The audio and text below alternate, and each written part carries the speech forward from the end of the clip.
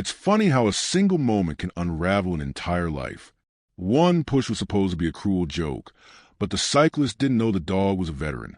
In the next few seconds, his prank would turn into a lesson watched by millions, redefining loyalty, courage, and second chances.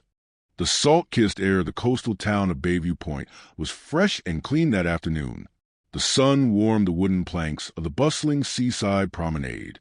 Tourists weaved between souvenir shops and ice cream stalls, their laughter mixing with the cry of seagulls.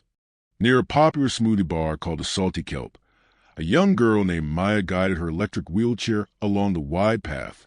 Her hands rested lightly on the joystick, her eyes bright and curious. Walking perfectly in step beside her was a massive German shepherd named Titus. His coat was a rich, dark sable, and his intelligent eyes missed nothing. To anyone watching, they were just a girl and her dog, but their bond was a fortress, built on loss and loyalty. Maya's father, David Chun, had been a decorated handler in the military working dog program. He was killed in a training accident 2 years ago. Since then, Titus, his retired partner, had transferred his entire world to Maya. He was her legs when she dropped something, her voice when she needed help, her constant, furry guardian. He wasn't just a dog. He was a living, breathing piece of her father. They paused outside the Salty Kelp, waiting for Maya's mother, who had popped in to grab their drinks. Maya reached out, her small hand sinking into the thick fur around Titus's neck. "You're the best, you know that?" she whispered. Titus turned his head, nuzzling her palm, his tail giving a slow, contented sweep. It was a picture of perfect peace. The peace was shattered by the sharp whir of high-end bicycle gears and loud, mocking voices. A group of 5 cyclists in tight, colorful jerseys and wraparound sunglasses glided to a stop near the smoothie bar. They looked fit, aggressive, and completely out of place among the leisurely strolling families. They leaned their expensive bikes against a railing, their conversation a loud, brash noise in a calm atmosphere. Titus instantly went on alert. His body stiffened, his ears swiveled forward, and his look locked onto the newcomers. A low, almost inaudible rumble vibrated in his chest. Maya felt the change in him immediately. "It's okay, boy," she said softly, stroking his back. "They're just cyclists." But Titus didn't relax. His training, years of identifying potential threats in war zones, was screaming at him. Something was off. The cyclists noticed a large dog staring them down. One of them, a man with a sharp jawline and a smug expression, peeled off from the group. His name was Jax. "Well, look at this," he said, his voice dripping with condescension. "A nanny dog watching over the little invalid." His friends chuckled, a harsh, unpleasant sound. Maya flinched, her grip tightening on the armrest of her chair. Titus didn't move a muscle, his focus entirely on Jax. The air on the promenade seemed to grow still, the cheerful noise fading into an uneasy quiet. Jax smirked, crossing his arms. "Don't worry, sweetheart," he said, his eyes flicking over Maya's wheelchair. "We're not here to steal your guard dog." His friends laughed again, louder this time. Maya's cheeks flushed. "Please, just leave us alone," she murmured, her voice small. "He's a good dog. A good dog." Jax mocked. "You hear that? She says the beast is a good dog. Maybe he fetches her meds." Their laughter was a wall of cruelty. Titus's lips curled back, revealing a glimpse of formidable teeth. A deep, warning growl erupted from his chest, a sound so full it contained power it cut through their mockery instantly. Jax's eyes lit up with malicious interest. "Ooh, touchy, are we?" He took a step closer, his cycling shoes clicking on the wooden boards. The rest of his group watched, phones subtly being pulled from pockets. A family sitting at a nearby table looked on nervously. The father half rose, but his wife put a hand on his arm, shaking her head. Maya's heart was a frantic drum against her ribs. "Please stop," she said, her voice gaining a desperate edge. "You're scaring him." "Scaring him?" Jax let out a short, ugly laugh. "I'm just having a bit of fun." He crouched down, put himself at eye level with Titus. "What are you going to do? Huh, boy? Going to protect your little mistress?" Titus's growl intensified, a relentless, rolling thunder. His entire body, was a coiled spring of controlled energy. He took one single, deliberate step forward, placing himself squarely between Maya and the threat. And that's when Jax, with a cruel, thoughtless grin, decided to escalate the joke.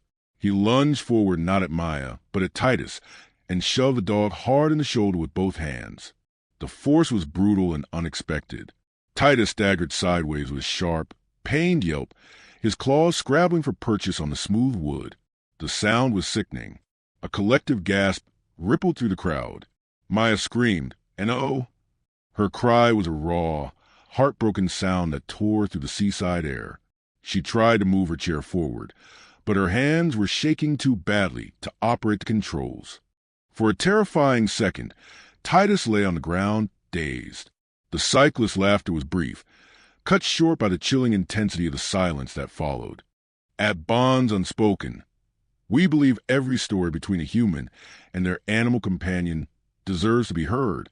If you agree, please like, share, and subscribe, and don't forget to turn on notifications so you can join us every time another Bond speaks louder than words. Then Titus pushed himself up.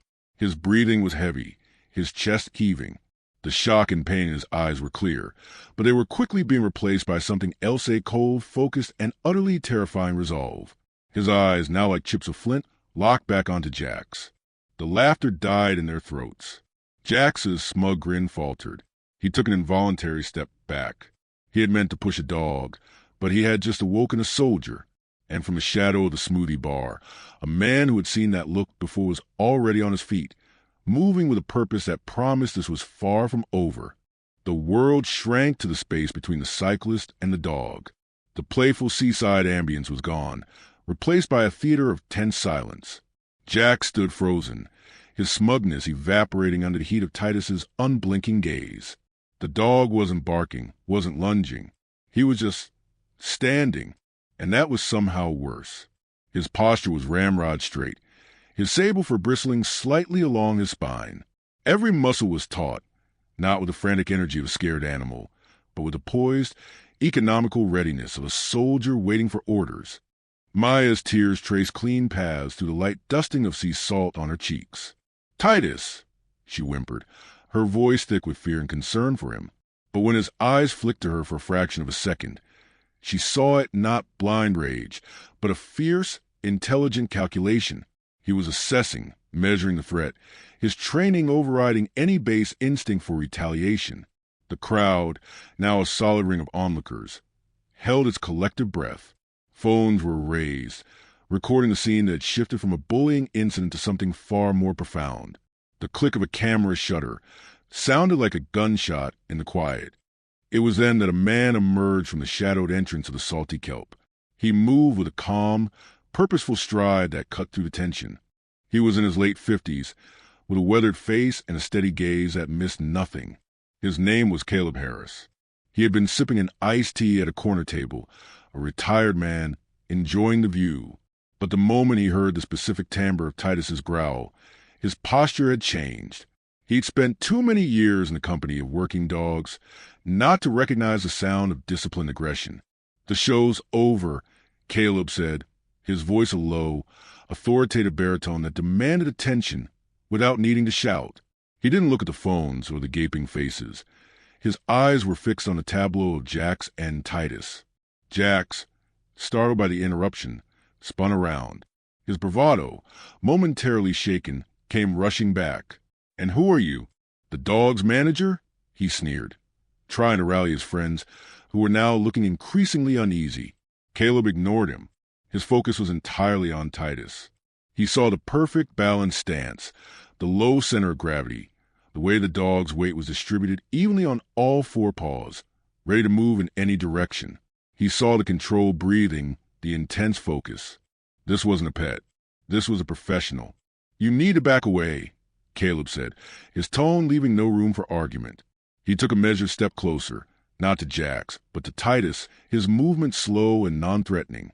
"Or what?" Jax laughed, a hollow sound. "The mutt's going to arrest me?" Caleb's eyes finally slid to Jax, and the intensity in them made the cyclist's smirk waver. "That mutt has more discipline in his tail than you have in your entire body. He's giving you a chance to walk away. I suggest you take it.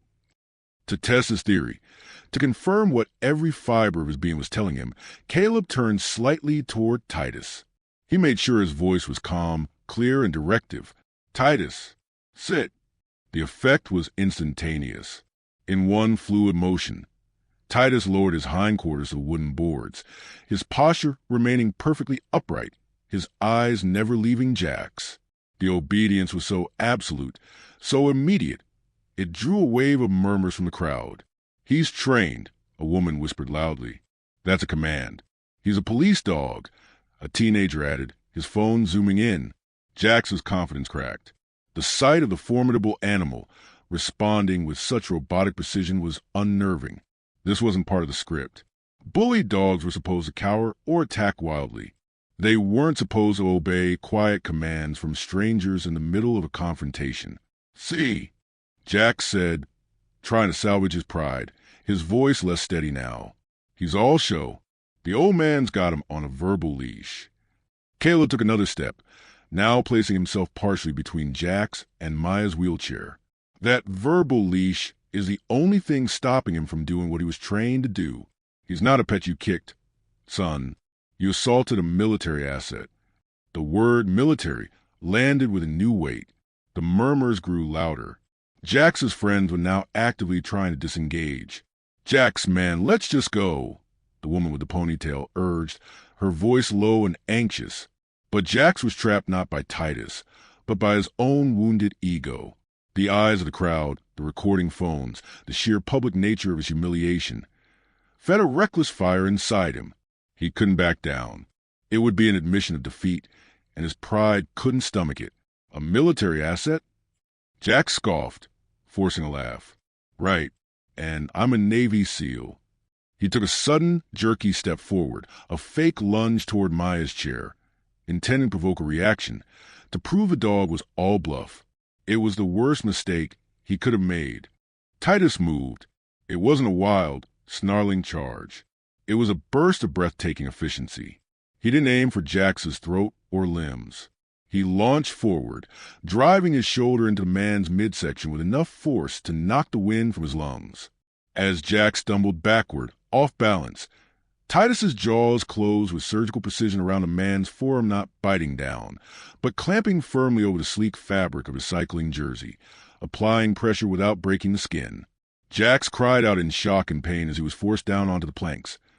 Titus standing over him, a low, continuous growl rumbling from his chest, a sound that promised serious consequences if he struggled.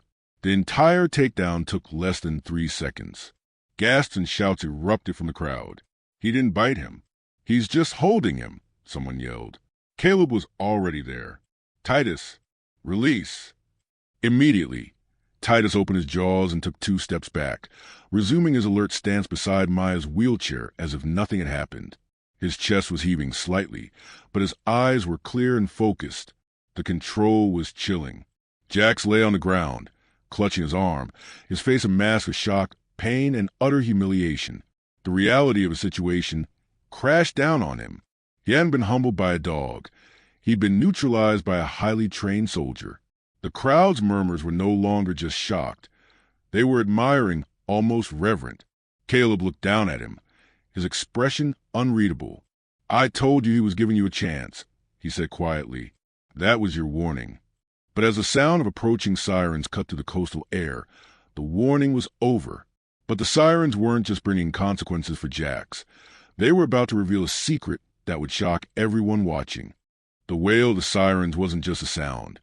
It was a feeling, a vibration that traveled up through the wooden planks of the promenade and into the souls of everyone present. The flashing red and blue lights, reflecting off the shiny surfaces of the parked bicycles and the windows of the salty kelp, painted the scene in strokes of urgent color. The crowd, which had been a murmuring single entity, now parted like the sea as 2 police officers stepped out of their cruisers. Their postures were alert, hands resting near their utility belts, eyes scanning the gathered people, the girl in the wheelchair, the dog, and the man still sitting on the ground. The first officer, a woman with a stern, no-nonsense expression, took charge. "What's going on here?" Her voice was clear and sharp, cutting through the residual tension. Jack scrambled to his feet, brushing dirt from his jersey. His face was a messy canvas of anger and panic. "That animal attacked me," he blurted out, pointing a trembling finger at Titus. "For no reason. It just went crazy." A chorus of dissent erupted from the crowd before he could say another word. "He's lying," a man shouted, waving his phone. "We have the whole thing." "Yeah." He shoved the dog first. "He kicked him," a teenager added, her voice cracking with indignation. The officer's gaze swept over the crowd before landing on Caleb, who stood calmly near Maya and Titus. "Sir, can you clarify the situation?" Caleb gave a slight, respectful nod. "Ma'am, my name is Caleb Harris, former sergeant, 75th Military Working Dog Regiment." He didn't flash a badge. His bearing was credential enough. "The dog is Titus, a retired MWD. This dog is a retired military hero." He then gestured to Jax. "That man assaulted the animal without provocation and subsequently endangered the child under the dog's protection." The second officer, a younger man, crouched slightly, looking at Titus with new interest. "This is a military dog?"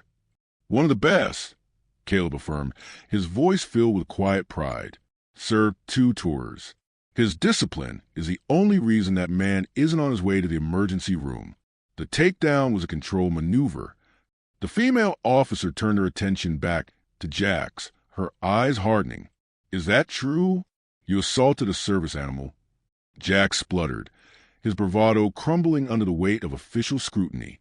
"I didn't know. He was growling at me. It was a joke, just a stupid joke." "Assault isn't a joke, sir," she interrupted, her tone leaving no room for argument. At that moment, the bystander with the full recording stepped forward, holding out his phone. "Officer, I have it all. From the first shove to the takedown." The officers huddled, their faces illuminated by the small screen. The crowd watched, silent once more, as the officers witnessed the entire event unfold in digital clarity. They saw Jax's cruel smirk, the hard shove, Titus's pained yelp, Maya's terrified scream, and the breathtakingly precise intervention. When the video ended, the female officer's expression was stone. She turned to Jax. "Sir, turn around and place your hands behind your back." "What? No!" Jax protested, taking a step back, his eyes wide with disbelief. This wasn't how it was supposed to go. He was the victim here. He was the one who'd been humiliated. "It's not a request," the male officer said, stepping forward and firmly taking Jax's arm. The metallic click of the handcuffs was a definitive period at the end of the sentence. "You are under arrest for animal cruelty, disorderly conduct, and assault." A wave of applause and relieved cheers broke out from the crowd. It was a sound of vindication. Maya, who had been watching the entire exchange with wide, anxious eyes, finally let out a shaky breath and wrapped her arms around Titus's neck, burying her face in his fur. "It's over, boy," she whispered, her voice muffled. "You did it." Caleb watched as Jax was led away. His head bowed, the picture of defeated arrogance. He felt a quiet sense of closure. The system had worked. The protector had been protected. As the police car door closed, sealing Jax inside, the atmosphere on the promenade began to shift. The tension dissolved, replaced by a buzzing, electric energy. The story had ended, but its new life was just beginning. Anna watched the phones, a knot forming in her stomach. This wasn't over. It was just changing shape. People weren't dispersing. They were clustering, comparing videos, their voices excited. "Did you get the part where he just sat on command? Send me that clip. My brother has to see this." "I'm already uploading it to Straya. The hashtag #HeroDog is going to blow up." Maya's mother, Anna, finally emerged from the salty kelp, her face pale with panic. She had been trapped inside by the crowd. "Maya, oh my God, what happened?" she cried, rushing to her daughter's side. Titus immediately shifted, subtly positioning himself until Caleb gave a slight, reassuring nod. The dog's loyalty and training were a seamless, incredible thing to witness. Caleb knelt beside Maya. "He's fine," he said gently to Anna. "Took a hit, but his training took over. He's a remarkable animal." Anna's eyes welled with tears as she looked from her daughter to the dog. "He's everything to her," she whispered. Maya looked up, her small voice firm with pride. He's not just any dog, Mom. He was Dad's partner. The murmurs around them picked up the new thread. Her dad, someone whispered. Caleb's throat tightened. He had suspected, but now he knew. Your father was David Chun, wasn't he? Maya nodded, her eyes glistening. You knew him? I knew of him, Caleb said softly, his gaze drifting to Titus with profound respect. He was a brilliant handler. And Titus here, he was a legend in the program. Took down an armed insurgent who had two of our guys pinned down. Never made a sound, just did his job. He looked back at Maya. Your dad was right to be proud. This new piece of the story of the fallen soldier, the loyal dog, the brave little girl rippled through the crowd, adding a deeper, more emotional layer to the drama they had just witnessed. The narrative was no longer just about a bully getting his comeuppance. It was about legacy, sacrifice, and unbreakable loyalty. And all the while, phones kept recording, uploading, and sharing. The video was metastasizing across the internet at a staggering speed. On platforms around the world, notifications chimed, and screens lit up with the image of a majestic German shepherd standing guard over a girl in a wheelchair. The caption was always some variation of the same stunning truth. Cyclist picks on the wrong dog. Doesn't know it's a retired war hero.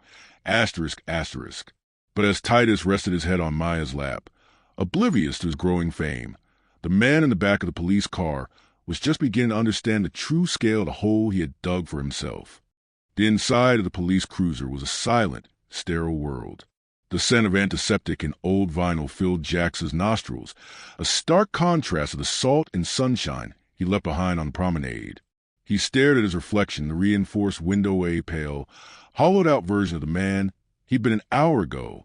The arrogance was gone, scrubbed away by a cold, creeping dread. He watched the colorful buildings of Bayview Point slide by, but he didn't really see them. His mind was replaying the video, the one he knew was already spreading like a virus. He saw his own face, twisted in a cruel smirk. He saw his hand shove the dog. He heard the girl scream. And then he saw the dog's eyes, the shift from pain to that terrifying, calculated focus. He had thought he was dealing with a pet. Now he understood he had provoked a soldier. The controlled takedown replayed in his mind on a loop, a masterpiece of restraint that highlighted his own brutish stupidity. At the station, the process was impersonal and humiliating. Fingerprints, a mugshot, the clang of a cell door. He was left alone in a small, beige-walled room with a hard bench. A television was mounted high on the wall, tuned to a local news channel. He ignored it at first, head in his hands, until he heard the familiar sound of his own voice, distorted and ugly through the TV speaker. Earlier today in Bayview Point, the anchor was saying, the screen split, showing his own sneering face and a still photo of Titus, noble and alert beside Maya's wheelchair. A viral video shows a cyclist, identified as Jax Porter, assaulting a retired military working dog named Titus. Jax's head snapped up. There it was. The entire sequence, from his first taunt to the final, humiliating pin on the ground. The news station had even added dramatic music and slow-motion replays. They zoomed in on the moment his hands made contact with Titus's fur, on the pained yelp, on the sheer terror in Maya's eyes. Then they showed the takedown, praising the dog's flawless discipline and incredible restraint. A comment from the Bayview Point Police Department scrolled across the bottom of the screen. Assaulting a service animal is a serious crime. We commend the K-9's handler for his calm intervention. Jax felt the walls of the small room closing in. This wasn't just a local incident anymore. It was a national story. The anchor moved to a social media expert, who showed a live map of the video's spread blinking dots appearing across the country, then across the globe. The hashtag #HeroDogTitus was trending at #1. He saw the comments flash by on the screen. That guy is human garbage. Titus for president. I hope he gets the maximum sentence. That little girl is so brave. Each word was a needle in his skin. This was his legacy, not the successful rides, not the trophies, but this. He was now eternally the bully who got owned by a hero dog. Shame sat in his stomach like a cold, heavy stone, suffocating and dense. He was no longer just in a holding cell. He was in a prison of his own making, and the walls were made of his own recorded cruelty. A young officer brought him a plastic cup of water. He looked at Jax, not with anger, but with a kind of pity that was somehow worse. "That dog has an honorary medal, you know," the officer said quietly. "Saved a whole unit from an ambush overseas. And you shoved him for a laugh." He didn't wait for a response, just turned and left, the door clicking shut with finality.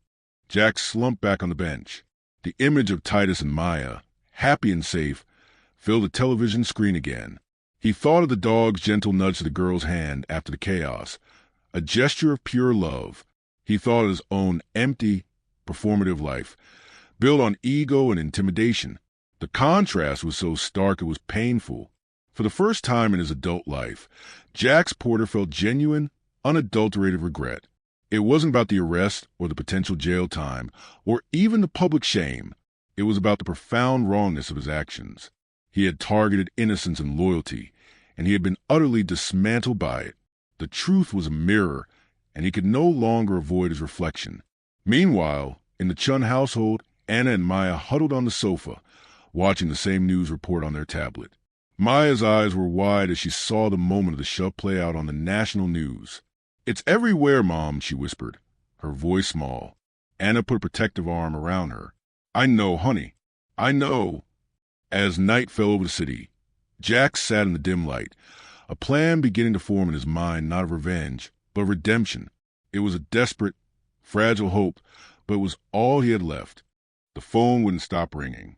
It was the third time in an hour, and Maya flinched with every shrill tone. The Chun household, usually a quiet sanctuary, had become the buzzing epicenter of a media storm. News vans from networks Maya had only ever seen on TV were parked discreetly down the street. Their home internet connection, once used for schoolwork and streaming cartoons, was now choked with a flood of emails from reporters, talk show producers, and well-wishers from every corner of the globe. Maya sat on the living room floor, her school books open but ignored, on the tablet in her lap. A news channel played a segment titled "The Heart of a Hero," the Titus story. She watched a clip of herself and Titus from that day, a clip she'd now seen 100 times. It felt strange, seeing her own terrified face frozen on the screen, a moment of private fear transformed into public spectacle. "Can they just stop?" she asked, her voice small. Her mother, Anna, sighed, running a hand through her already messy hair. She was trying to manage the chaos, filtering the serious media requests from the opportunists. "It will die down, honey. It always does. They love the story. The hero dog, the brave girl." She offered a tired smile. "You and Titus are giving people something to believe in." A package arrived by special courier. Inside was a handsome, custom-made leather collar for Titus, engraved with the words asterisk, "Courage without cruelty." Asterisk, there was no return address, just a note that said, "From a former soldier who understands." Another parcel contained a beautifully illustrated children's book about a service dog, signed by the author. Donations to a fund set up by a stranger for Titus's care and Maya's future were climbing into the tens of thousands. Titus, the subject of all this adoration, seemed utterly unbothered. He lay on his favorite rug, chin on his paws, watching Maya. The fame, the collars, the money, it meant nothing to him. His world began and ended with the girl on the floor. When a camera crew had managed to get a shot through the window yesterday, Titus had simply lifted his head, given a low woof of warning, and resumed his watch. His job hadn't changed. Caleb Harris became a regular, welcome presence. He helped Anna navigate the onslaught, using his old network to vet the more persistent media outlets. He also spent time with Titus, a quiet understanding passing between the former soldier and the retired K-9. They spoke a language without words, built on shared experience and respect. "He's handling this better than we are," Caleb remarked, watching Titus simply sigh and close his eyes for a nap. "He doesn't know he's famous," Maya said, a slight smile finally touching her lips. "He just knows he's home." That evening, they gathered around a television to watch the national evening news. There, in high definition, was their story. The anchor narrated the video of the confrontation, focusing on Titus's restraint.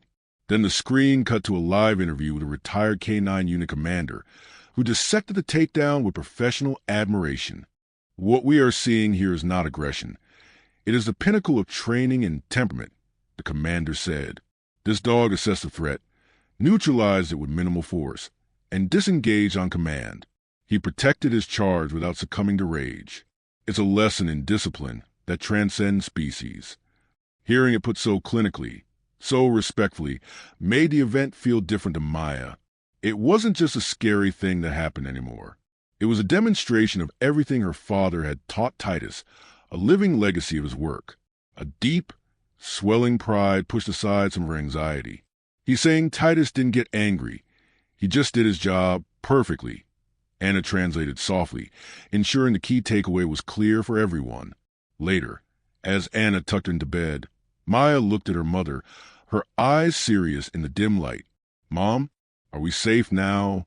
What if other people like him come around?" Anna smoothed her daughter's hair. "The whole world is watching now, sweetie. I don't think anyone would be that foolish." But her voice lacked total conviction. The world had shown them its kindness, but it had also shown them its cruelty, and that memory was hard to shake. Down the hall, Titus paced for a moment before settling heavily outside Maya's door. He wasn't just resting. He was on duty. The noise of the outside world was a distant hum, but the quiet breathing of the girl in the room was the only signal that mattered. The incident on the promenade was over, but his mission was eternal, and as Maya finally drifted into an uneasy sleep, she had no idea that the man who started it all was just a few miles away, being released on bail, his own life in ruins, and his mind fixated on the dog and the girl he wronged. The silence in the apartment was peaceful, but it was the quiet before a different kind of storm. The bail process was a blur of mumbled responses and signed paperwork. Jax walked out of the police station into the crisp night air, a free man in the most technical sense. But freedom felt like an empty concept.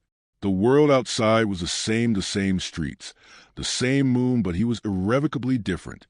The heavy, ornate door of his own arrogance had slammed shut behind him, leaving him in a cold, quiet hallway of his own making. His apartment, usually a testament to his expensive taste and curated image, felt like a museum of a life he no longer recognized. The sleek furniture, the framed photos of cycling triumphs, the shiny trophies, they all seemed to mock him. He avoided the wall-mounted television, its blank screen a potential portal back to his public shaming. Silence was preferable to the echo of the anchor's voice or the roar of a hateful online mob. He poured a glass of whiskey, the amber liquid catching the light. He stared into it, but all he could see was a reflection of his own hands shoving a dog. The memory was a physical ache. He had always prided himself on his strength, his ability to dominate a space. But Titus's strength was of a different order entirely. It was a strength that protected, that served, that restrained itself. His own strength had been petty and destructive. For 2 days, he was a ghost in his own home. He ignored the buzzing of his phone, a device now overflowing with a toxic mix of fury from strangers and disappointed silence from people he once called friends. He lived on the balcony, watching the ordinary life of the city unfold below people walking their dogs, families headed to park, a world of simple, honest connections from which he felt permanently severed. Driven by a restless, angry energy, he walked to his display case. He pulled out a silver cycling trophy, a prize from a race he'd won by intimidating a competitor into a mistake. He looked at his reflection in the polished metal, now distorted and ugly. He walked to the trash chute in his kitchen and dropped it in. The clatter as it fell down the chute was a satisfying final sound. He then opened his laptop and, with a few swift, decisive clicks, permanently deleted his sprawling social media accounts. The virtual persona of Jax vanished into the digital void. The isolation was a grinding pressure. It forced him to think, to replay not just the incident on the promenade, but the years leading up to it. The constant need to be the alpha, the dismissal of anyone he perceived as weaker, the belief that respect was something you took, not earned.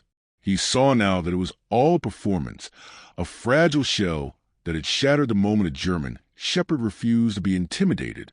On the third morning, driven by a morbid, self-flagellating curiosity. He finally opened his laptop. He typed Titus dog into the search bar and braced himself. The screen flooded with results. News articles, YouTube compilations, reaction videos. His own face, frozen in a sneer, was everywhere. He clicked on one of the most viewed videos. He watched it all, forcing himself not to look away. He saw the cruelty in his eyes. He heard the fear in Maya's voice. And he saw, with horrifying clarity, the moment Titus decided he was a threat. But it was the comments that delivered the final, crushing blow. They weren't just angry. They were analytical. They dissected his character, his posture, his pathetic attempt to blame the dog. They praised Titus's courage and Maya's resilience. They spoke of the dog as a symbol of true honor. He was a villain in a story where the hero had 4 legs. He slammed the laptop shut, his heart hammering. The shame was so complete, so consuming. It left no room for his old anger. The persona of Jax, the tough, unapologetic cyclist, evaporated, leaving behind just Jackson, a hollow, regretful man sitting alone in a silent apartment. He thought of the girl, Maya, her soft voice saying, "He's a good dog." He thought of the way she'd looked at him after, not with hatred, but with a pity that was far more devastating. He thought of Caleb Harris, a man whose quiet authority came from a life of real service, not posturing. A desperate, fragile idea began to form in the emptiness. It wasn't a plan to fix his reputation or escape the legal consequences. Those things felt secondary, almost irrelevant. This was about something more fundamental. It was about facing the wreckage he had created. He stood up and walked to his balcony, looking out toward the part of the city where Bayview Point lay. The apology he'd muttered to the police officer meant nothing. It had been a performance. A real apology. One that cost him something. One that required him to stand in front of those he had wronged and offer no excuses. That was a terrifying prospect. But the thought of continuing to be the man in that video was even more terrifying. He had to find them, and he had to look that dog in the eye. He didn't know what he would say, or if they would even listen. But he knew, with a certainty that settled deep in his bones, that he could not move forward without trying to speak the truth. His freedom depended on it. The park was their sanctuary, a wide expanse of green tucked away from the main boulevards of Bayview Point. Here, the whispers and the phone cameras didn't follow. Under the dappled shade of an old oak tree, Maya and Titus could just be a girl and her dog. The morning after the news frenzy had peaked, Caleb had suggested the spot. "Too many people know where you live now," he'd said gently. "You need a place to breathe." And breathe they did. The air was clean, scented with damp grass and blooming jasmine. Maya laughed, a real unforced sound, as Titus chased a squirrel with a lazy, rumbling woof, his commitment to the chase clearly more theatrical than serious. He looped back to her, tail wagging, and dropped a slobber-covered tennis ball into her lap. "Again, boy," she giggled, throwing it with all her might. The ball rolled a few feet away. Titus bounded after it, his powerful body moving with a grace that belied his strength. Caleb sat on a bench nearby, a silent guardian. He watched them, a faint smile on his face. The peace was palpable, a balm on the raw nerves of the last few days. Anna, sitting beside him, let out a long, slow breath. "This is what we needed." "Thank you, Caleb." "It's what he needs, too," Caleb replied, nodding toward Titus. The best therapy for a working dog is just being a dog. For a beautiful, suspended hour, everything was perfect. The world shrank to the perimeter of their oak tree. Titus lay panting at Maya's feet, his head on her sneaker.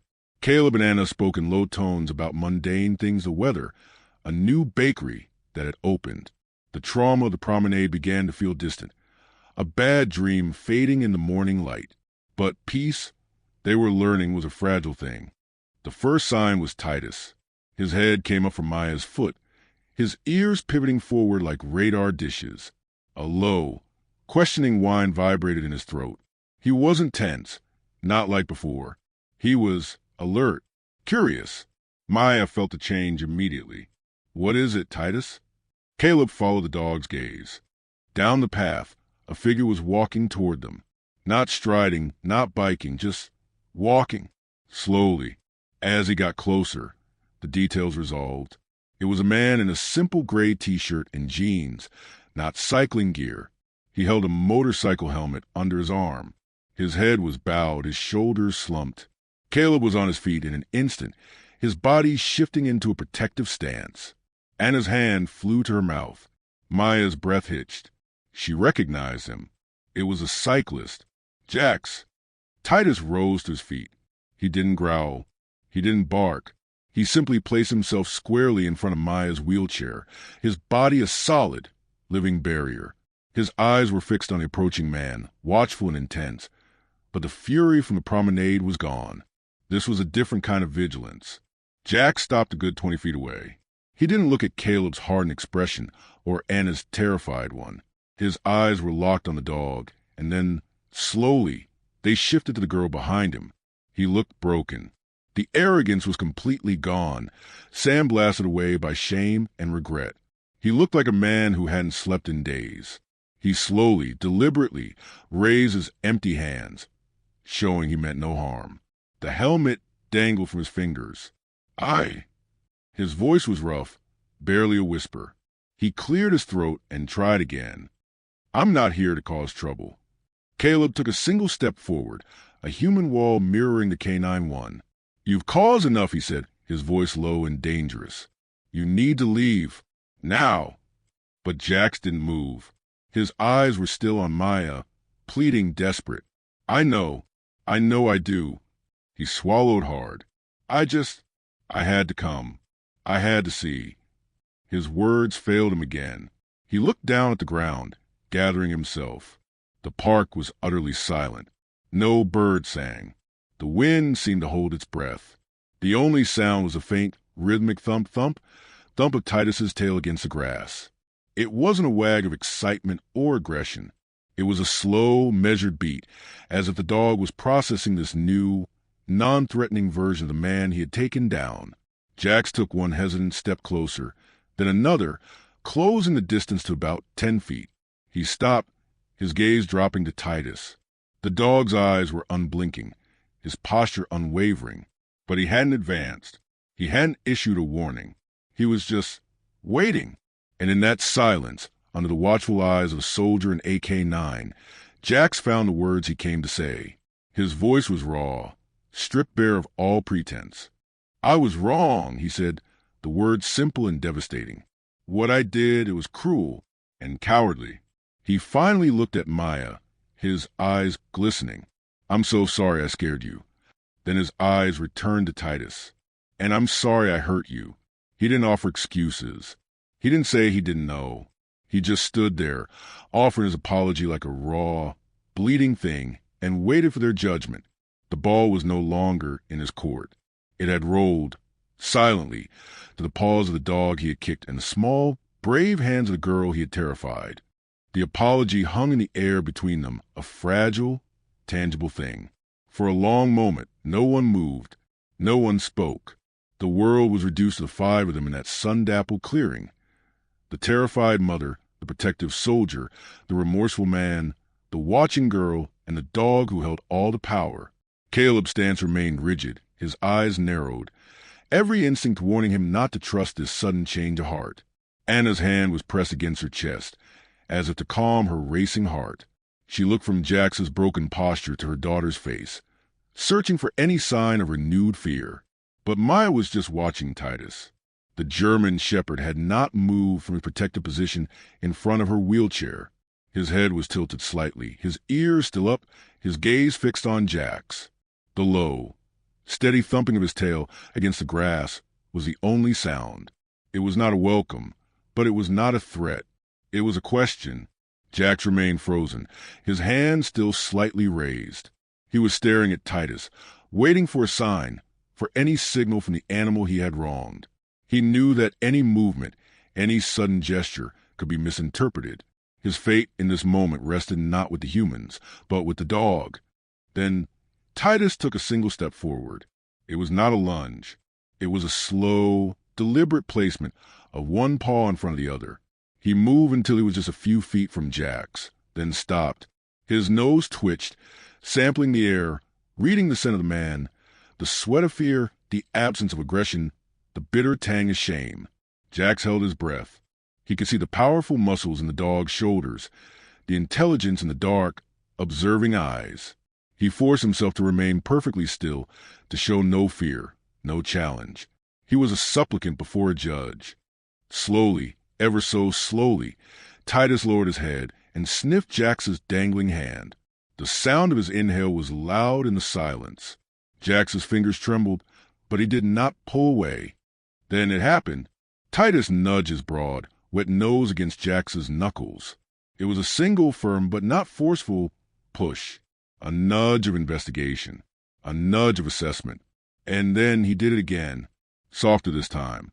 It was the same gesture he used with Maya when she was sad, the same gentle nudge that meant, asterisk, I am here, it is okay, asterisk. A choke sob escaped Jax's throat. The simple, forgiving touch from the creature he had assaulted was a wave of grace, so powerful it nearly brought him to his knees. The tension drained from his body, replaced by a shuddering relief. He slowly, carefully, turned his hand over and offered his open palm. Titus sniffed it once more, then gave it a single rough lick. The spell was broken. Maya let out a breath. She didn't know she'd been holding. He forgives you, she said, her voice small but clear as a bell in the quiet park. He only gets mean with bad people. You're not one anymore. The simplicity of her words, the child's unwavering logic, landed on Jax with more weight than any sermon or legal judgment ever could. He looked at her, his vision blurring with tears. He didn't bother to wipe away. Thank you, he whispered, the words meant for both the girl and the dog. Caleb finally relaxed his stance, the hard line of his shoulders softening. He gave a slow, almost imperceptible nod. He had seen dogs hold grudges. He had seen them remember a face that had caused them pain. What Titus was demonstrating was a level of emotional intelligence and capacity for forgiveness that was humbling. It was a lesson in letting go. Anna wiped a tear from her own eye, the protective ice around her heart beginning to thaw. She saw not a monster, but a profoundly broken man being offered a lifeline by her daughter and the dog that was her guardian. Jax slowly knelt down, putting himself at eye level with Titus. I'm sorry, boy, he whispered again, his voice thick with emotion. I'm so sorry. Titus wagged his tail properly now, a full, sweeping motion that rustled the grass. He took a step closer and allowed Jax to tentatively stroke the thick fur on his neck. The trust was not given lightly, but it was given completely. In that quiet park, under the old oak tree, a transaction of the soul had taken place. An apology had been offered not with words, but with a bowed head and an open hand. And forgiveness had been granted not with a speech, but with a nudge and a lick. The long, shadowed road that began with cruel shove on a sunny promenade had finally, unexpectedly, led to a clearing filled with light. The atmosphere in the park underwent a subtle but profound shift. The defensive tension melted away, replaced by a cautious, weary peace. Jax remained on one knee, his hand resting lightly on Titus's neck, as if drawing strength from the animal's quiet acceptance. The dog's tail continued its soft, rhythmic sweep against the grass, a metronome measuring this new, fragile reality. Caleb was the first to move. He walked over and sat on the bench next to Anna, his presence a silent message of de-escalation. The immediate threat was over. Now, it was about what came next. Maya watched the scene with a quiet intensity that seemed beyond her years. The initial fear had vanished from her eyes, replaced by a deep, thoughtful curiosity. She saw the way Titus leaned into Jax's touch, the way the man's shoulders shook with silent emotion. She had heard the stories her father told about the capacity for change, even in the hardest of hearts. Seeing it unfold before her felt like witnessing one of those stories come to life. What happens now?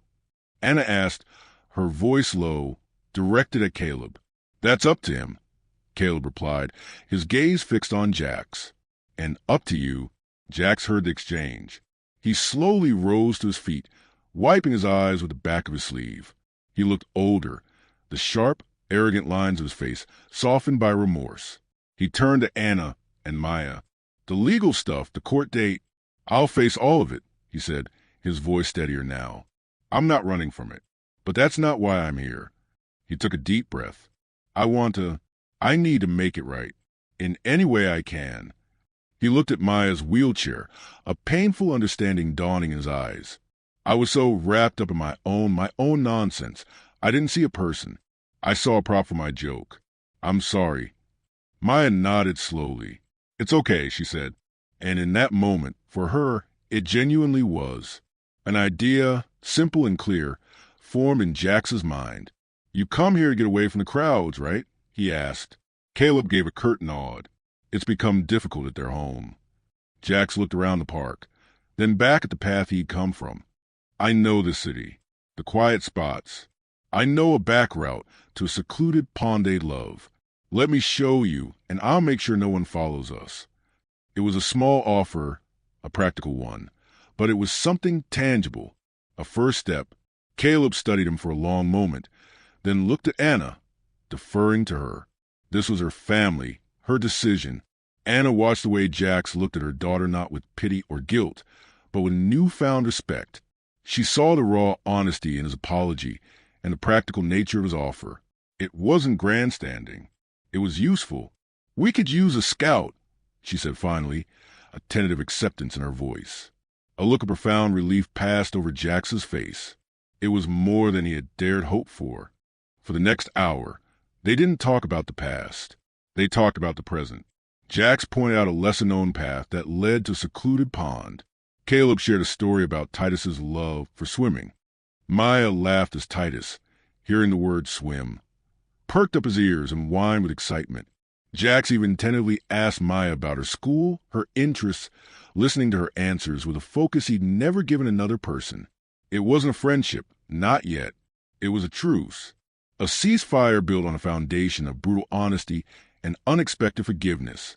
The circle that had been broken on the promenade, the basic social contract of decency and respect, was being painstakingly mended, thread by thread. As the sun began its descent, casting long, golden shadows, Anna announced it was time to go. Jax immediately stood. I'll take the west path out, he said. All business now. If I see anyone with a camera, I'll cause a distraction and text you. He pulled out his phone, and Caleb reluctantly gave him his number.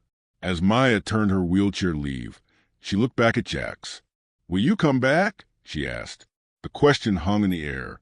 Jax looked at Caleb, then at Anna, and finally at Titus, who gave a short, soft woof. If you'll have me, Jax said. Maya simply smiled. That was answer enough.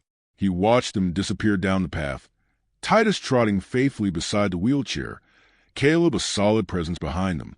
He was alone again, but the crushing loneliness was gone. In its place was a purpose, small and humble, but real. He had faced the consequences of his actions, not in a courtroom, but in a park, and had been granted a mercy he knew he did not deserve. He turned and walked in the opposite direction, his step lighter than it had been in years. The path ahead was still uncertain, but for the first time, he was walking towards something, not just running away. They decided to go back to the promenade. It was Anna's idea. We can't let fear steal our places, she'd said, her voice firm. The moment Maya's wheelchair rolled onto the familiar wooden planks, a hush fell over the area. But it wasn't a silence of tension. It was one of respect. People smiled, nodded, and gave him a wide berth, a silent acknowledgement of what had transpired there. They took a seat at the salty kelp, at the very same table Caleb had occupied. Titus lay down beside Maya, his head on his paws, watching the world go by with a calm, almost regal detachment. He was no longer just a dog. He was a monument to something good. A few minutes later, Jax appeared. He didn't approach them directly. He bought a coffee, gave a brief, respectful nod to Caleb, and took a seat at a table a discreet distance away. He was their self-appointed sentry. He scanned the crowds not with aggression, but with focused awareness, ensuring no overzealous fan or reporter disrupted their peace. It was his penance and his privilege. Caleb watched him for a moment, then turned to Maya. You gave him something rare, he said, a chance to rebuild. Maya sipped her smoothie. Titus gave it to him first. She replied simply. As the weeks turned into a month, a routine established itself. Their outings were peaceful.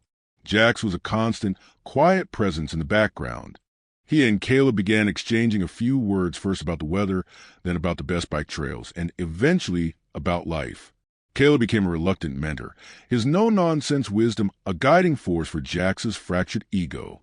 One afternoon, Jax showed up with a toolkit. He'd noticed the ramp at the Chen's favorite park was warping and had become difficult for Maya's chair to navigate. Without fanfare, he spent 3 hours repairing and reinforcing it. He didn't ask for thanks. He just worked. Anna brought him a glass of lemonade, and the simple gesture felt more significant than any words. The story of the Bayview Point hero dog slowly faded from the national headlines, but its legacy was cemented locally. The city council installed a small, tasteful plaque near the promenade, not mentioning the incident, but dedicated to all service animals who work silently among us. School children wrote essays about Titus. He had become a part of the town's folklore. On a particularly beautiful evening, the Chens, Caleb, and Jax found themselves together at the park by the pond. Titus splashed happily in the shallow water, chasing the reflection of the setting sun. Maya laughed, a sound of pure, unburdened joy. Jax and Caleb sat on the bench, talking in low, easy tones. Anna watched them all, her heart full. It was a picture no one could have predicted. The victim, the protector, the veteran, and the redeemed bully, bound together by a single act of cruelty that had, paradoxically, unlocked the depth of humanity in all of them. Jax looked at the scene of the girl laughing, the dog playing, the family whole, and finally understood the weight of the debt he could never fully repay, but could spend a lifetime honoring. He was no longer the man in the video. He was someone new, forged in fire of his own shame, and cooled by the grace of their forgiveness.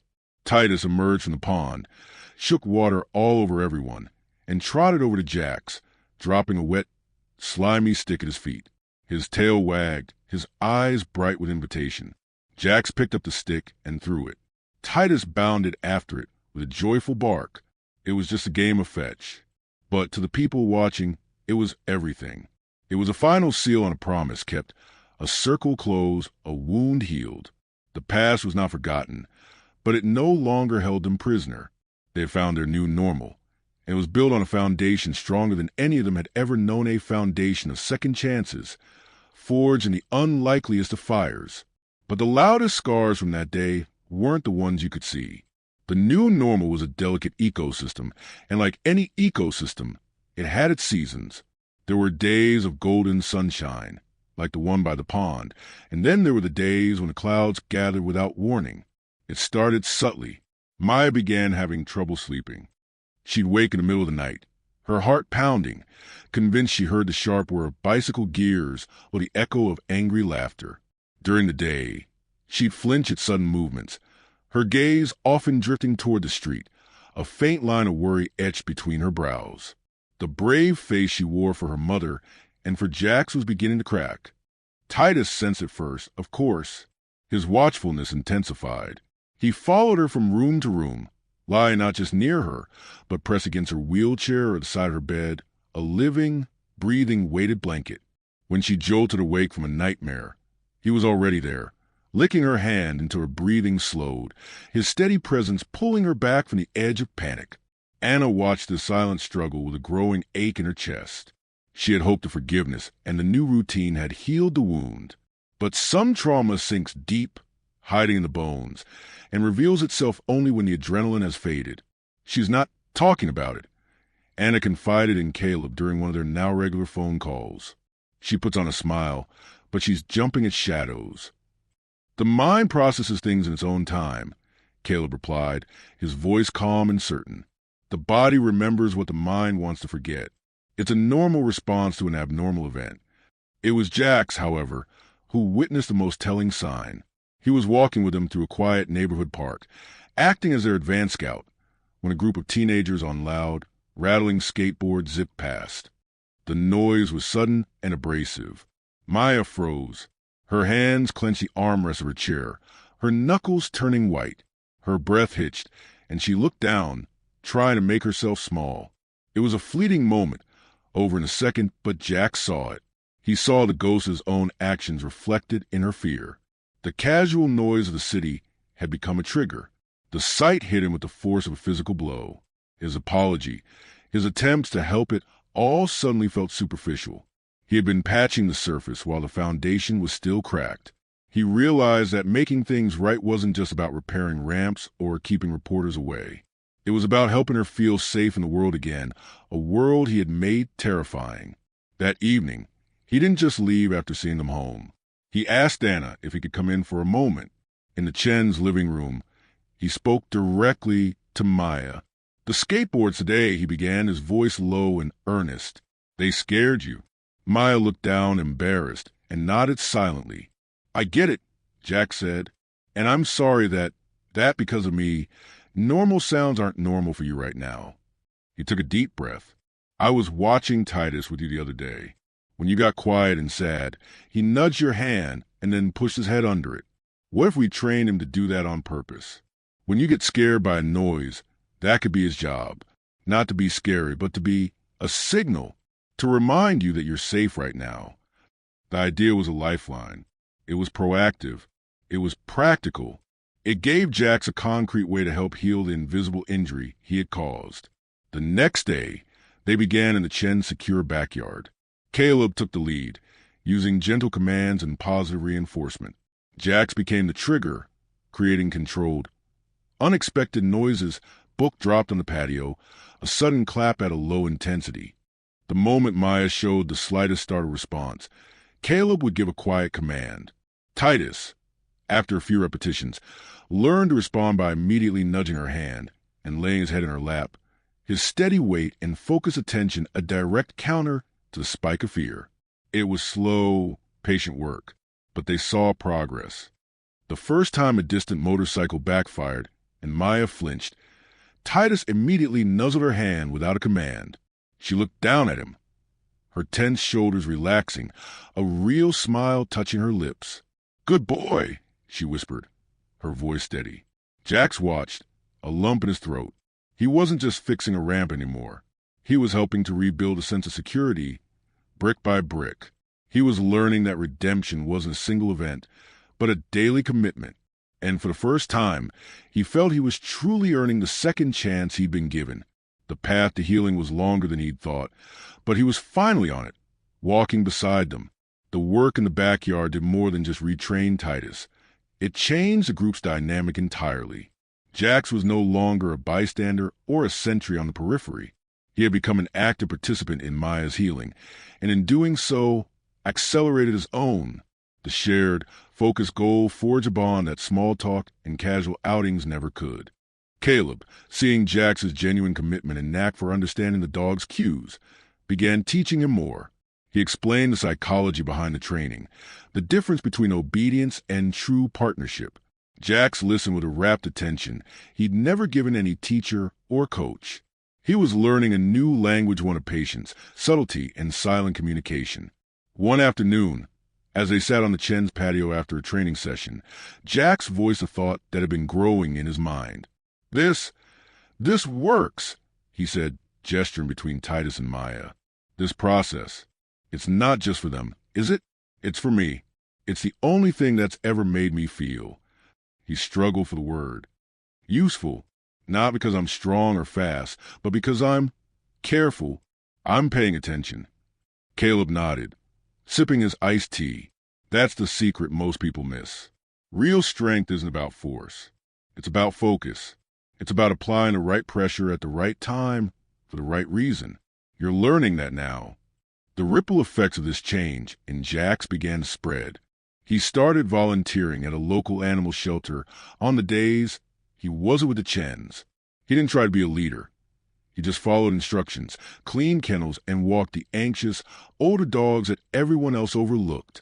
He used the calm, deliberate energy he was learning from Caleb and Titus.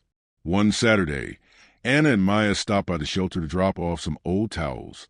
They paused by a kennel where a young, nervous border collie was cowering in the back, barking at everyone who passed. Jax was inside, sitting on the floor with his back to the gate, ignoring the barks. He was quietly tossing treats over his shoulder.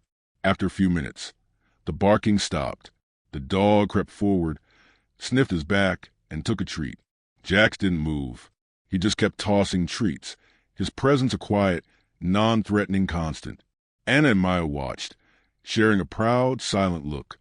The shelter staff, who had initially been wary of the infamous biker from the video, now saw the quiet, hard-working man who seemed to have a natural calm around troubled animals.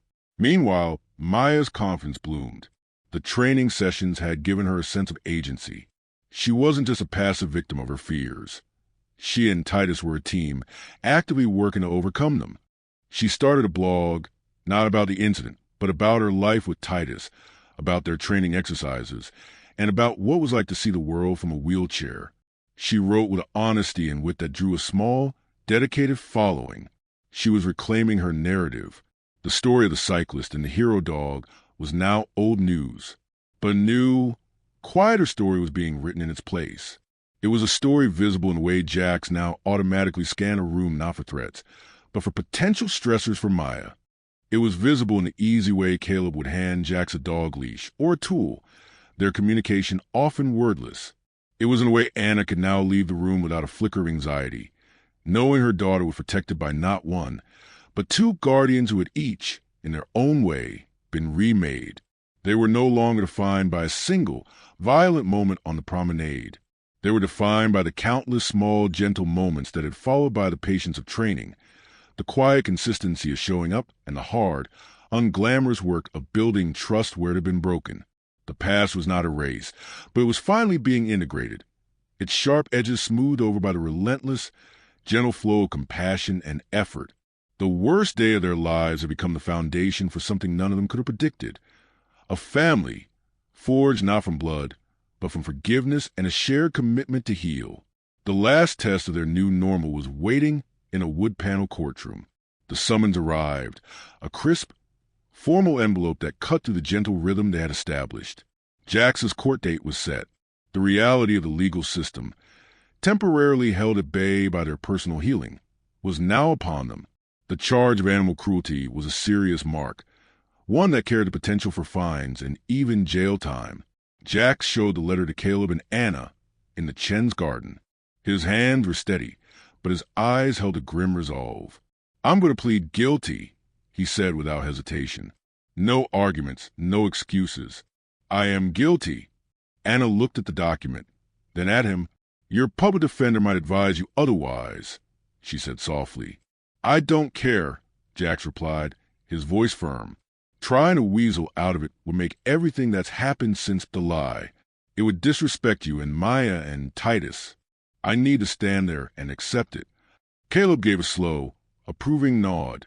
This was a final, necessary step in Jax's accountability. It was one thing to be forgiven by his victims. It was another to formally accept the state's judgment. The morning of a hearing was overcast, a gray sky mirroring the somber mood. Jax dressed in a simple, dark button-down shirt, a far cry from his flashy cycling gear. He met his court-appointed lawyer at the steps of the courthouse, a young woman who briskly reviewed the strategy of emphasizing remorse and his lack of prior record. "The video is the prosecution's entire case," she said. "It's damning, but we can argue it was a momentary lapse in judgment." "It wasn't a lapse," Jax corrected her quietly. "It was the culmination of a lifetime of poor judgment. I don't want to argue." Inside the sterile wood-panel courtroom, the air was thick with formality. Jax sat at the defendant's table, his back straight, his gaze fixed ahead. He didn't turn to look when the door opened, but he felt a shift in the room's energy. Caleb, Anna, and Maya had come. They took seats in the front row of the public gallery. Titus, of course, was not allowed, but his presence was felt in Maya's calm demeanor and the way she sat, her posture echoing the dog's quiet alertness. Their attendance was not an act of support for his defense, but a silent witness to his accountability. It was a powerful, unspoken message. "We are here to see you finish what you started." When the judge called his case, Jack stood. The prosecutor played the now infamous video on a screen. The sound of the promenade, Maya's scream, the sickening thud of the shove, Titus's yelp, echoed in the solemn silence of the court. Jax did not flinch. He watched it, forcing himself to absorb every second, his expression one of pained acceptance. When it was his turn to speak, his lawyer began her prepared remarks about character witnesses and rehabilitation. The judge, A stern woman with sharp eyes held up a hand to stop her. She looked directly at Jax. "Mr. Porter," she said, her voice echoing in the quiet room. "The video is compelling. Do you have anything to say before I pass sentence?" Jax took a deep breath. He glanced once, briefly, at Maya, then turned back to the judge. "Your Honor," he began, his voice clear and steady. "I am guilty. There is no justification, no context that excuses my actions that day. I assaulted a loyal, service-trained animal and terrified a child. I am deeply, profoundly ashamed." He paused, choosing his word with care. "My only goal since that day has been to try and make amends, not to lessen my sentence, but because it is the right thing to do. I accept the court's judgment without reservation." The judge listened, her face impassive. She reviewed the file in front of her, which included, Jax would later learn, a letter from Caleb Harris attesting to his character transformation and his community service, and a victim impact statement from Anna that focused not on punishment, but on the positive steps he had taken toward their family. The silence in the courtroom stretched. Finally, the judge looked up. "The court recognizes genuine remorse," she said. "It is a rarer commodity than one might hope. You have pled guilty, accepted responsibility, and taken demonstrable steps toward restitution outside of these proceedings." She pronounced the sentence, a suspended 6-month jail term, 2 years of probation, 300 hours of community service, to be served at the local animal shelter, and mandatory anger management counseling. It was a gift, a second chance codified into law. As the gavel fell, Jax felt a final, heavy chain unlocked from around his spirit. It was over. The state had rendered its verdict, and he had faced it without hiding. Outside the courthouse, the gray sky was beginning to break, patches of blue showing through. Caleb, Anna, and Maya met him on the steps. "You did the right thing in there," Caleb said, his tone one of pure respect. Anna simply smiled. "Now it's really over." Maya rolled her wheelchair forward a little. "Titus would be proud," she said. At the sound of the dog's name, Jax finally felt the emotion he had held back in courtroom well up in his throat. He nodded, unable to speak for a moment. They walked away from the courthouse together, not as victim and offender, but as people bound by a shared journey through darkness and into a difficult but earned light.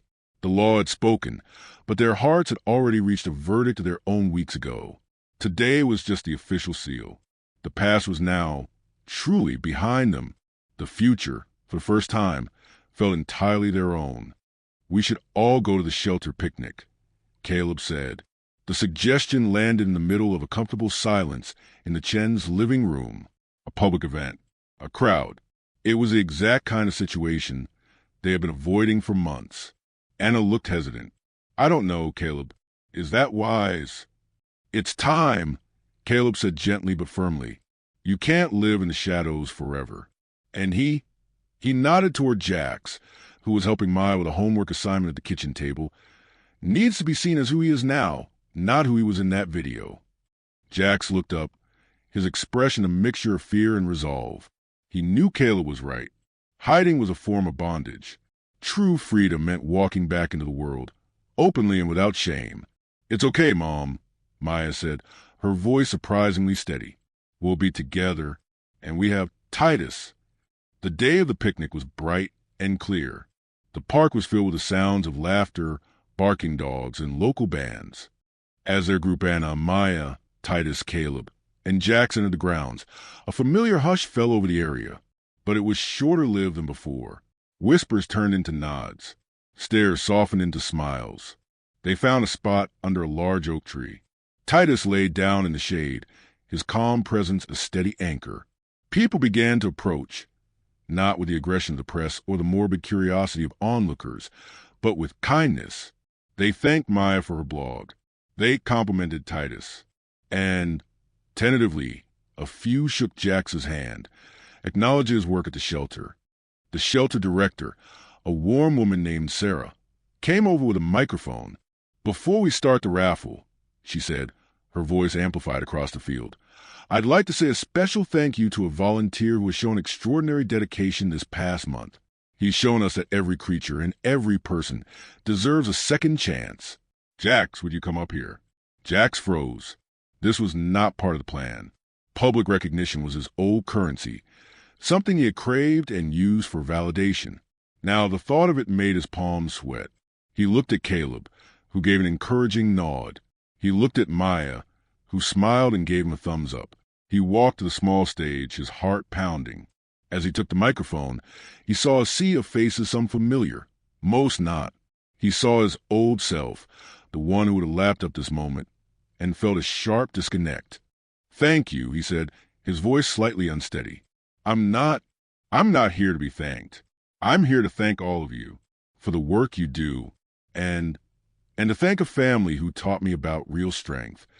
He looked directly at Maya, Anna, and Caleb, and a dog who taught me about forgiveness. This is what redemption looks like.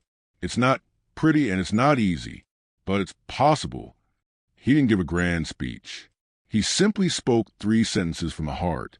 The applause that followed was not thunderous, but it was warm, genuine, and lasting. As he stepped down, a young boy with a timid-looking beagle mix approached him. "Mister," the boy said, "my dog is really scared of everything. Can you help us?" Jax crouched down, eye level with the boy and the dog. He saw the anxiety in the beagle's posture, the hope in the boy's eyes. "Yeah," Jax said, his voice soft. "Yeah, I think I can." In that moment under the sun, surrounded by the community he had once scorned, Jax Porter understood his path forward. His past would always be a part of him, but it was no longer his destination. He had been given a second chance, and his purpose was to pay it forward, one scared dog, one kind word, one patient moment at a time. The circle was not just closed, it was expanding. The change in their lives was no longer a temporary season. It had become the climate. A year after the incident on the promenade, the memory had lost its sharp, painful edges, softening into a foundational story they rarely needed to tell because it was visible in how they lived. Jax's probation ended. The animal shelter, impressed by his dedication and natural ability, offered him a permanent, paid position as a canine behavioral assistant. He accepted, trading his sleek racing bike for a reliable used truck filled with dog leashes, training treats, and spare towels. His old cycling crew had long since drifted away, their world of posturing and performance now feeling alien to him. His new community was the shelter staff, the veterans Caleb introduced him to, and the Chens. Maya's blog evolved into a gentle force for advocacy. She wrote about accessibility, about the human-animal bond, and about the power of restorative justice. She never used Jax's name, referring to him only as a friend who took a wrong path and found a better one. Her writing caught the attention of a local publisher, and she began working on a children's book about a brave girl and her service dog, a story of courage that came in many forms. Caleb, now a regular grandfather figure in Maya's life, found his own retirement transformed. The hard edges of his military past were softened by afternoons in the garden with Anna, Jax, and Maya, his expertise now used to build rather than to dismantle. He and Jax built a custom agility course in the Chen's backyard, not for competition, but for the pure joy of watching Titus navigate it with goofy, unprofessional enthusiasm. And Titus? He was simply happy. His duty was no longer a tense vigil, but a joyful companionship. The control protector was now also a clumsy playmate, a stealthy sneak of food from kitchen counters, and a dedicated sunbeam chaser. He was a hero who had finally been allowed to retire fully, his most important job being loved perfected. One crisp autumn afternoon, they all gathered at the secluded pond Jax had first shown them. It had become their place. The water was like glass, reflecting the fiery reds and golds of the turning leaves. Titus, now a little gray around the muzzle, paddled slowly after a stick Jax had thrown, his movements more leisurely than before. "He's getting older," Maya said, a note of wistfulness in her voice as she watched him. "We all are," Caleb replied, stretching out his legs. "But he's earned every one of those gray hairs." Jax sat on the grass near Maya's wheelchair. "You know, I used to think legacy was about being the fastest, the strongest, the one people remembered," he said, his gaze on the dog.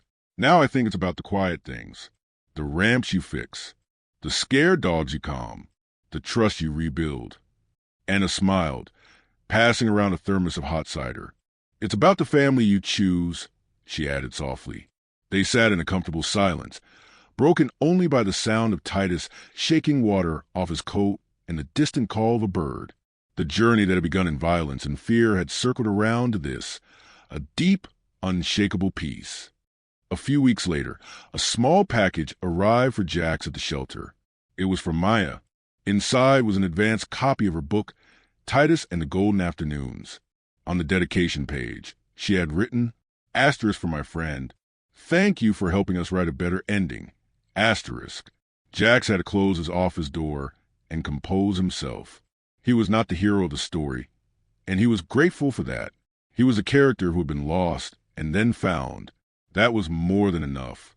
That evening, as he left the shelter, he saw a group of teenagers laughing too loudly, their bravado a faint echo of his past self. One of them made a mocking comment about a passerby. Jax felt the old, instinctual pull to join in, to be part of the pack. But he didn't.